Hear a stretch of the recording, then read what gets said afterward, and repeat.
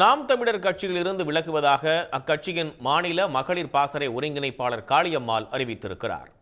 சீமானின் பெயரை கூட குறிப்பிடாமல் விலகல் அறிவிப்பை வெளியிட்டிருப்பது காளியம்மாள் அதிருப்தியில் இருந்ததை உறுதிப்படுத்தியுள்ளது. தமிழ் தேசிய கொள்கைகளுக்கு மாறாக சீமான் செயல்படுவதாக கூறி அக்கட்சி நிர்வாகிகள் தொடர்ந்து விலகி வருகின்றனர்.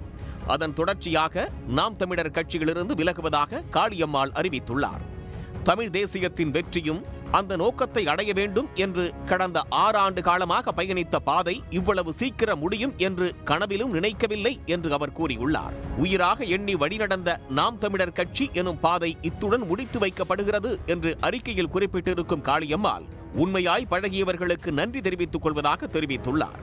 நெருக்கடிகள் நிறைய வந்த போதும் எந்த முடிவும் எடுக்காமல் அமைதியாக இருந்ததாக குறிப்பிட்டுள்ள அவர் இப்படி ஒரு முடிவை எடுக்க வேண்டிய சூழல் வந்துவிட்டதை எண்ணி வருந்துவதாக கூறியுள்ளார். அவதூறு வெறும் வார்த்தைகள் தானே என்று நினைத்து அள்ளி தெளிப்பவர்களுக்கு மத்தியில் அன்பு கொண்ட அனைவருக்கும் கடமைப்பட்டவளாக இருப்பேன் என்று குறிப்பிட்டிருக்கும் காளியம்மாள் தமிழ் தேசியத்தை விதைக்கும் வழியில் பயணம் தொடரும் என்று அறிவித்துள்ளார். விலகல் குறித்து நீண்ட அறிக்கை வெளியிட்டாலும் அதில் சீமானை பற்றி ஒரு வார்த்தை கூட குறிப்பிடாமல் தவிர்த்திருப்பது காளியம்மாள் அதிருப்தியில் இருந்ததை உறுதிப்படுத்தியுள்ளது. உடனுக்குடன் செய்திகளை தெரிந்து கொள்ள சன் நியூஸ் பெல் ஐகானை கிளிக் பண்ணுங்க.